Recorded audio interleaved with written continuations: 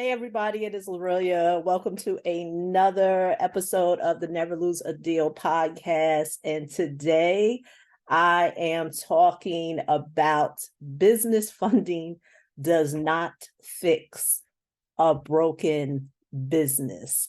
And the reason why I thought this would be a good topic is because if you remember my last podcast episode, I talked about, and I don't remember what I talked about, but I mentioned, let me see what the topic was. But I remember mentioning and talking about business funding does not fix a broken business. So let me look. Let me look. Yes. Oh boy, a lot of stuff going through my mind because there's so much that I want to talk about this topic. But I talked about all business funding strategies work. And so in that podcast episode, if you didn't see it, I talked about that there are different varieties and different ways that one can get business funding. And I shared with you that someone that I know who asked me, how can someone still make money in this profession when online there are so many people talking about the topic of business credit and business funding. And so I talked about that we are all not created equal. We're all not the same. And although people want to believe that, we are not the same. And depending on where you are at as an individual and what you are aligned to, meaning what your beliefs are, the relationship that you have with money, your thoughts about funding and credit, it's going to determine who you listen to. And I know someone like myself, I'm all about principle-based funding. And I'm not going to say that my way is the only way, but it's a way that I have taught my clients how to be able to access funding. And once they learn those foundational principles, the world can become your oyster. And so with that being said, there's a lot of people, in the marketplace who are giving advice. And so during that podcast episode, I talked about that business funding doesn't fix a broken business. And that was a lot, for some people that is going to create a trigger. Because I can only speak on what I did. When I decided to embark on educating individuals about leveraging credit, it didn't begin there. If you look at the historical information on my YouTube channel, you may be watching me on YouTube or you may be listening to me on one of the podcast apps. On YouTube, I have content regarding credit that dates back all the way to 2012, 2013. I mean, it's definitely 10 years plus of content. But within that content, when I decided to go to the marketplace and share about personal credit, it was based on an experience that I had and a lot of my clients from a previous business that I had. And I was teaching individuals about rebuilding their credit and dealing with debt collectors. And so as time progressed, as I grew as a person, my content grew as well. And so as I grew as a person, there were things that I started learning and getting access to and applying that I thought this information may be valuable to those that, I that I speak to, here on YouTube, because at that time, YouTube was really the only place that I was sharing content. And so starting at 2013, and then About 2016, 2017, between 3 to 4 years later, I grew as an individual, started doing some things on my own, learned a few things, and I started learning about the value and ways that you can leverage credit. But with me, it always started with a foundational base. Once again, that's what I believe. Those are my beliefs. That's how I've always taught people. It never started from a salacious standpoint. Once again, I don't say this to make a mockery of those who in the marketplace who decide that how they want to share information or teach people when it comes to business funding or business credit. But I've never taught from the standpoint of it being sensationalized or using salacious tactics. And so what I find now, because I still have people who come to me, whether they send me a DM, whether they see send me an email and my assistant sends it to me, I find it very ironic that people have an idea of where they're at, which is they may be at ground zero. They have nothing. And for some reason, they think that business funding is going to magically change their circumstance.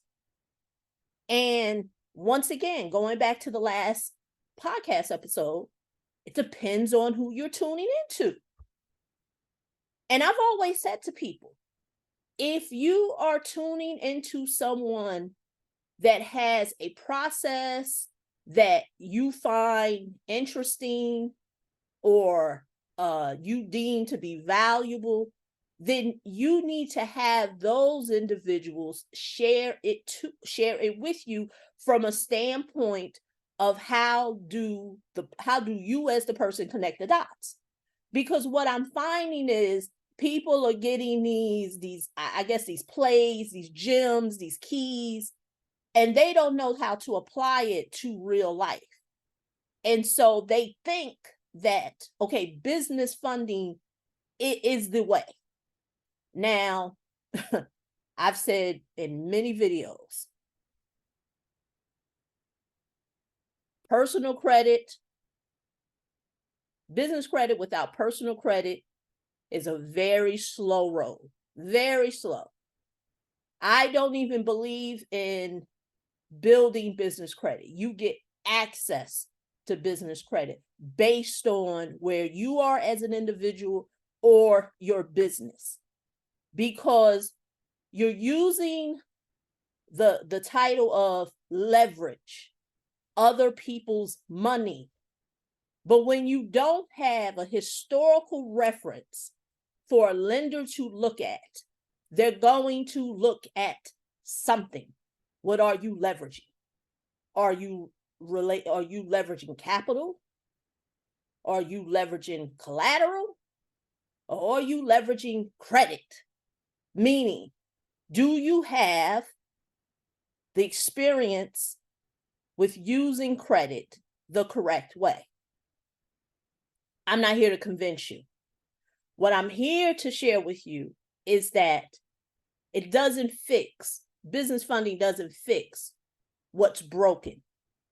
And what a lot of people don't want to realize is that there are some things that your business expert, your business funding person has not told you.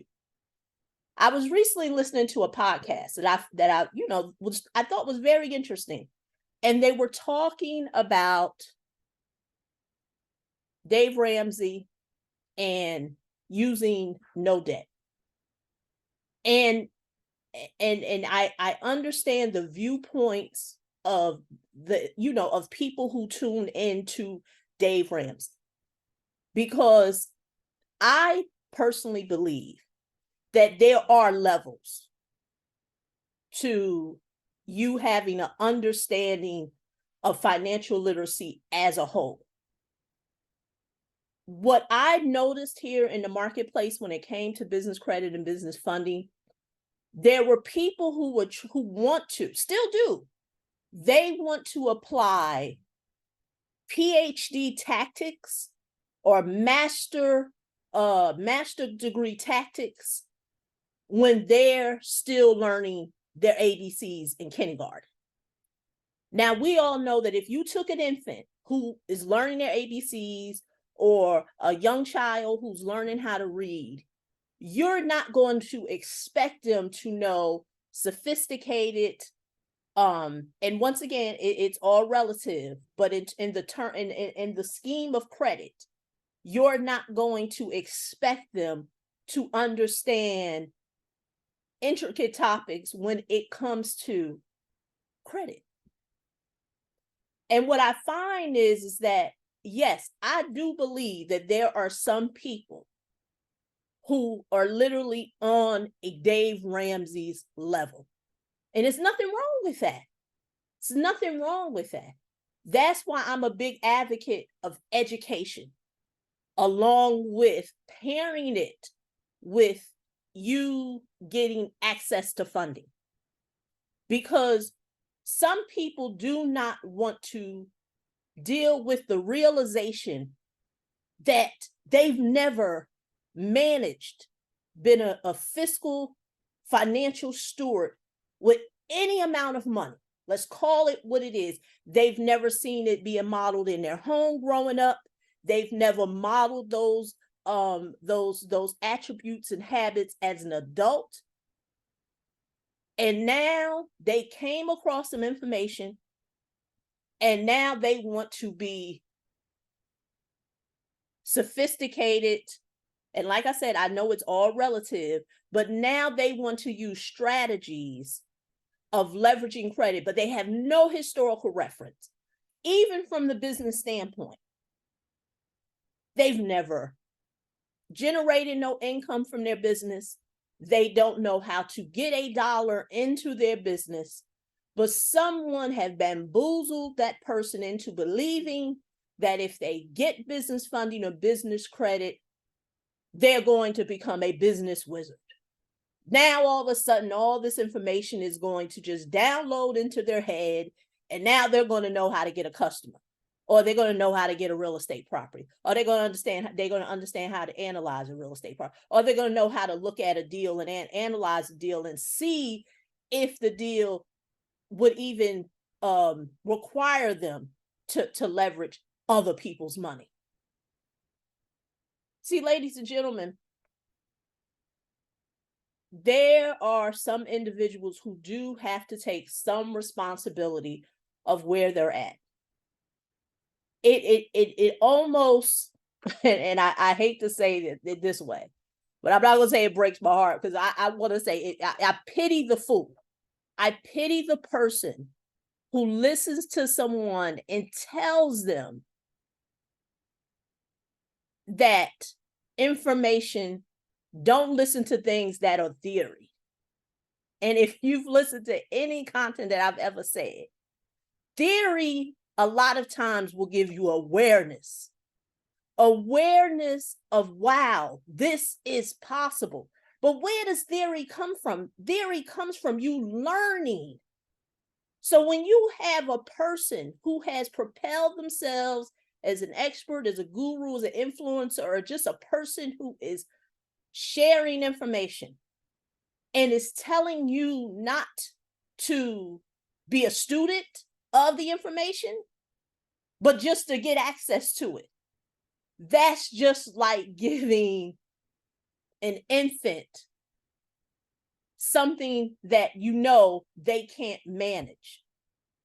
And there's a lot of adults that really that's where they were at. I've said to people all the time, anyone can get some credit. People with good credit, good credit can get credit. People with bad credit can get credit. I just personally don't want to work with no one who's not interested in improving their personal situation. Why? Because I understand that financial ignorance is $1 billion industry. There are industries created, subprime industries created for those who are not financially astute, who have no interest in reading, because you have someone who's telling them, oh, that's theory. No, man, theory is awareness. If you have never, once again, seen financial habits being modeled, good financial habits being modeled in the home, even if they start at a Dave Ramsey level, and now you want to apply, you've never modeled it, you've never seen it modeled, but now someone tells you how you can run the bag up, get the bag, run a play, get all this funding. And now we're in a place now where some people are now wanting to blame individuals. I tell people all the time, I've had people who came to me and said, can you promise me funding? And I've actually said this to people. If you need me to promise to get you funding, you got a bigger problem that's much bigger than funding. You have a bigger problem because there are no shortages of getting funding. I tell people all the time, go right on the internet, put in business funding in whatever state you live in, Minnesota, business funding in Florida, business funding in New York. Sky's the limit of finding lenders who will fund to you. So once again, the problem is not funding. And people don't want to realize that, because a person who is running a business where they're generating income, or with what I do with real estate, they own real estate, they're generating some revenue, they have something to start with. Now, many of those clients of mine who may fit that demographic, I'm not convincing them that I can get them business funding. What they understand is they know that they're not an expert in business finance and financing resources in the lending sector. They know that. So they're just looking for, this is where I'm at. This is where I want to go. I'm open to using funding. I just want to know how to get there. I'm not convincing them of the value of OPM, other people's money. I'm not promising them, we're going to get all this funding. We're clearly looking at where a person is and where they want to go. And that's even for the person who may not have nothing. But for the person who has nothing, they believe that they should, once again, I feel there's a level of entitlement that they shouldn't have to stair step themselves to where they want to go financially. Let's see how that works. Like I said, financial ignorance is $1 billion industry. It's been around before I was born, and it's going to be around after I leave this earth. There are always going to be people who are going to pray, P-R-E-Y, not P-R-A-Y, P-R-E-Y, that's going to prey on those who lack the financial intelligence. It is what it is. It is what it is. And so that's why I always share with people, if this is where you are at and you want to get here, this is the path that, once again, the path that I'm going to show you how to get there. Now, a lot of times people don't want to hear that path, because that path sounds a little too slow. But once again, I already know this person has baby breath. They have baby milk on their breath. They've never modeled financial habits that could help them. They have no historical reference that shows that they have positive financial habits. There's a lot of trauma that is associated with it, which is why a lot of times people don't even want to address the things that can give them a solid foundation, because they don't want to deal with none of the triggers. So now, going back to the person who says, can you promise me funding? That already tells me that is a person who doesn't want to face their own stuff. They don't want to face that.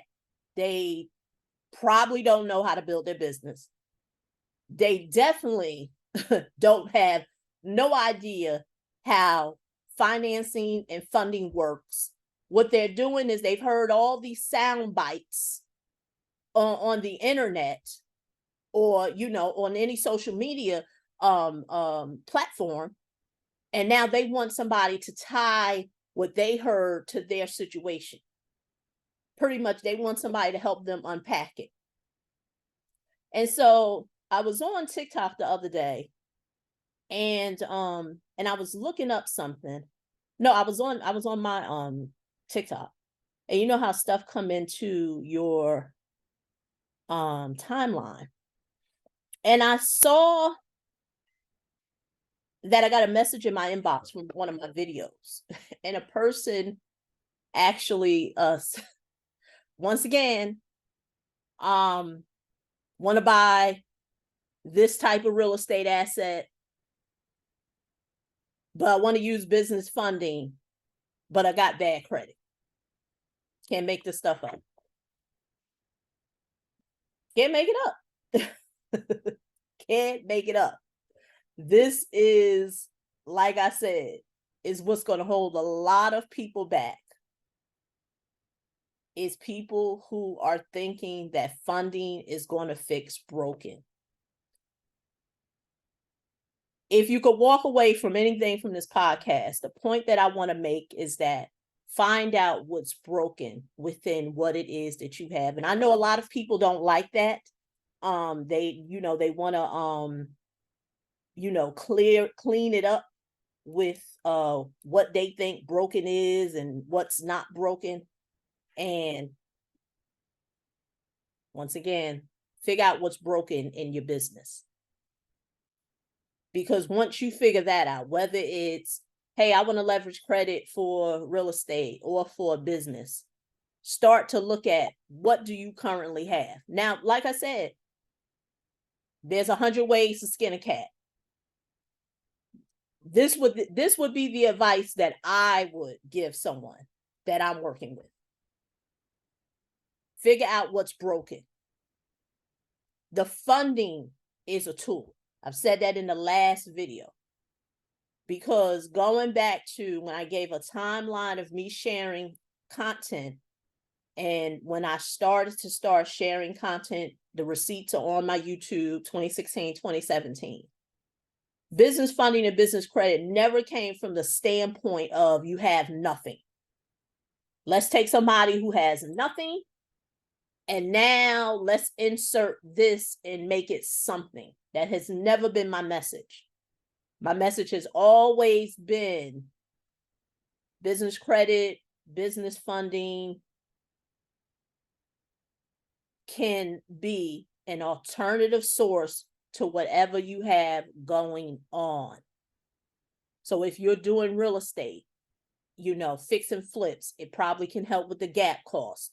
Or, or if you're running, you got a fix and flip going on and you're running short on some things and you have to pay for supplies. That's where business funding can come in. And that's just one example. Some of the areas that my clients have used them with, they have leveraged business funding to buy mobile home parks. Another entry point, a lot of times business funding comes into play because in certain markets, real estate prices are very low and they're not high enough for a lender to lend on it. Depending on what market it can be, they're not going to put a mortgage on something that's below 100K or below 150K, depending on the market. That's where business funding comes in on. But it all starts with the habits that you have on the personal side. Because once again, stewardship is a big part of what I teach. And who are you? Meaning, who are you being? Because you have to pay that money back. One thing that I do with all my clients, I always tell them that. I give them I definitely show them, if you were to leverage this amount of funding, this is what your payback responsibility is going to be. Now, of course, person don't have nothing coming in. They don't have no active income coming in.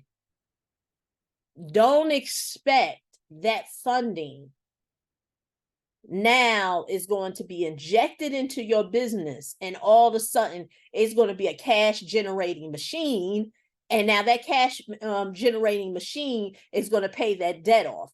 That is what people are hoping on.